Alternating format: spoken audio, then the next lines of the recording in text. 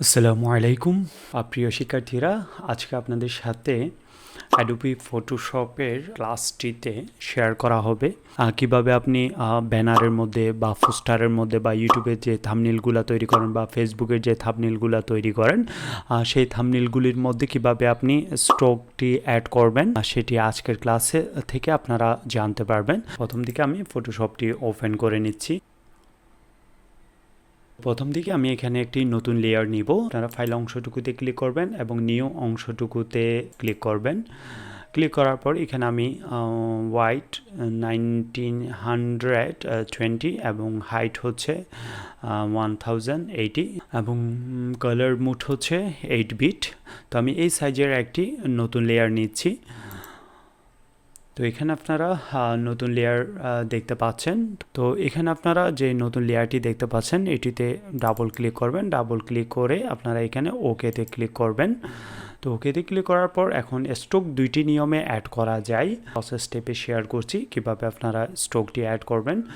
তো এখানে আপনারা এডিট অংশটুকুতে ক্লিক করে আপনারা এখানে যেই অংশটুকু দেখতে পাচ্ছেন স্ট্রোক, এই অংশটুকুতে ক্লিক করবেন। ক্লিক করার পর এখানে আপনারা দেখতে পাচ্ছেন স্ট্রোক হোয়াইট হচ্ছে 50 পিক্সেল এবং কালার এখানে ব্ল্যাক দেওয়া আছে এবং লোকেশন ইনসাইড, সেন্টার, আউটসাইড। তো আমরা যেটি অ্যাড করব সেটি অবশ্যই সেন্টারে অ্যাড করব। যদি এখানে আউটসাইড থাকে, যদি ইনসাইড থাকে বা আউটসাইড থাকে আপনারা সেটি রিমুভ করে আপনারা ইনসাইড এই অংশটুকুতে আপনারা মার্ক করে দিবেন এবং ব্ল্যান্ডিং থাকবে নর্মাল মোড এবং অপাসিটি 100% থাকবে এবং এখানে ফ্রি সার্ভ ট্রান্সপারেন্সি যেটি আছে সেটিতে আপনারা রাইট মার্ক করে দিবেন। তো আমি এখানে চাইলে আপনারা ব্ল্যাক কালার বা যে কোনো কালার অ্যাড করে নিতে পারেন। তো আমি এখানে এই কালারটি অ্যাড করে নিচ্ছি। আমি এই কালারটি অ্যাড করে দিয়ে আমি প্রথমে 50 পিক্সেলে অ্যাড করে নিব। তো 50 পিক্সেল মার্ক করার পর এর পরবর্তী আপনারা সব কিছু মার্ক করার পর আপনারা ওকে অংশটুকুতে ক্লিক করবেন। এখন আপনারা দেখতে পাচ্ছেন চারপাশে একটি স্ট্রোক দেখতে পাচ্ছেন, একটি কালার দেখতে পাচ্ছেন। তো আপনি চাচ্ছেন এই কালারটা আর একটু ব্রড করতে, আর একটু মোটা করতে চারপাশে কালারটি। তো সেটি একই সেম নিয়মে আপনারা এডিট অংশটুকুতে ক্লিক করে স্ট্রোক অংশটুকুতে ক্লিক করে এখানে আপনারা পার্সেন্টেজটা বাড়িয়ে দিবেন। এখানে 50 আছে, আপনি 150 করে দিতে পারেন। তো আমি 150 মার্ক করে দিলাম। এর পরবর্তী ওকেতে ক্লিক করবেন। এখন আপনারা দেখতে পাচ্ছেন স্ট্রোকের অংশটুকু আর একটু ব্রড হয়ে গেল।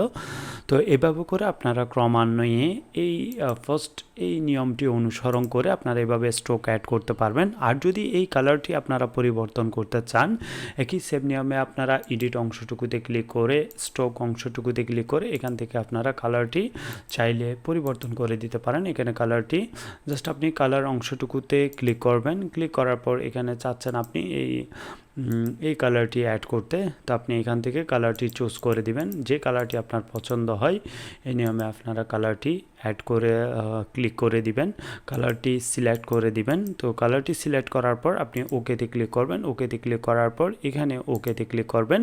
এখন আপনারা দেখতে পাচ্ছেন কালারটি পরিবর্তন হয়ে গেল। তো এইভাবে করে আপনারা স্ট্রোকের কালারটিও পরিবর্তন করতে পারবেন। তো এটি হচ্ছে ফার্স্ট নিয়ম।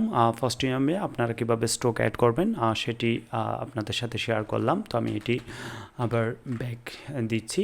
তো এর পরবর্তীতে আরেকটি নিয়ম হচ্ছে আপনারা এখানে যে লেয়ারটি দেখতে পাচ্ছেন এই লেয়ারটিতে আপনারা ডাবল ক্লিক করবেন। ডাবল ক্লিক করার পর এখানে যে স্ট্রোক যে অংশটুকু দেখতে পাচ্ছেন এই টুলটিতে আপনি মার্ক করে দিবেন। মার্ক করে দেওয়ার পর আপনি এই স্ট্রোকটিতে ক্লিক করবেন, এটিতে আপনি ক্লিক করবেন। ক্লিক করার পর এখান থেকে আপনি যে কোনো কালার সিলেক্ট করে দিতে পারেন।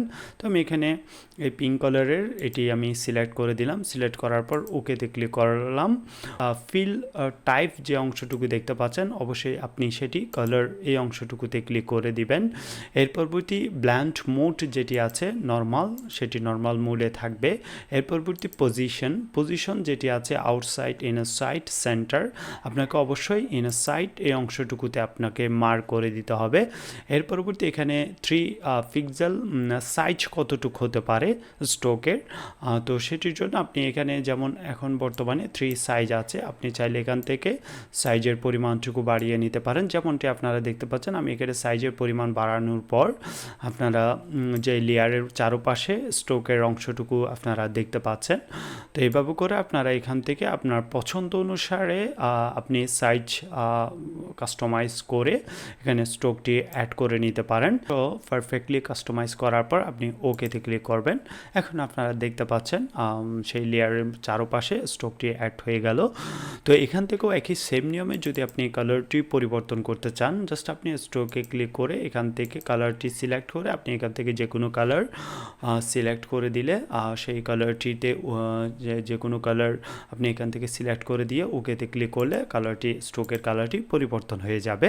তো এখন আপনি এই স্ট্রোকের কালারটি অ্যাড করার পর আপনি চাচ্ছেন ভেতরে যে লেয়ারটি আছে বা যে হোয়াইট যে কালারটি দেখতে পাচ্ছেন এটি পরিবর্তন করতে চাচ্ছেন। তো একই সেম নিয়মে আপনি এখানে লেয়ার অংশটুকুতে ডাবল ক্লিক করবেন।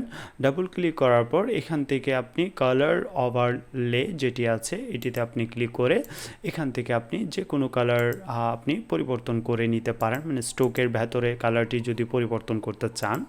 তো এইভাবে করে আপনারা স্ট্রোকের ভেতরে কালারটিও ক্রমান্বয়ে আমি যে প্রসেসটি দেখিয়েছি সেই প্রসেসে আপনারা চাইলে কালারটি পরিবর্তন করিয়ে নিতে পারেন। এভাবে করে আপনারা যে কোনো কালার এখান থেকে পরিবর্তন করে নিতে পারেন আপনাদের পছন্দ অনুসারে। তো আজকের ক্লাসটি এই পর্যন্তই। পরবর্তী ক্লাসে নতুন কোনো বিষয় নিয়ে, নতুন কোনো ক্লাসের নতুন কোনো টপিক নিয়ে আপনাদের সাথে আবারও দেখা হচ্ছে। আল্লাহ হাফেজ।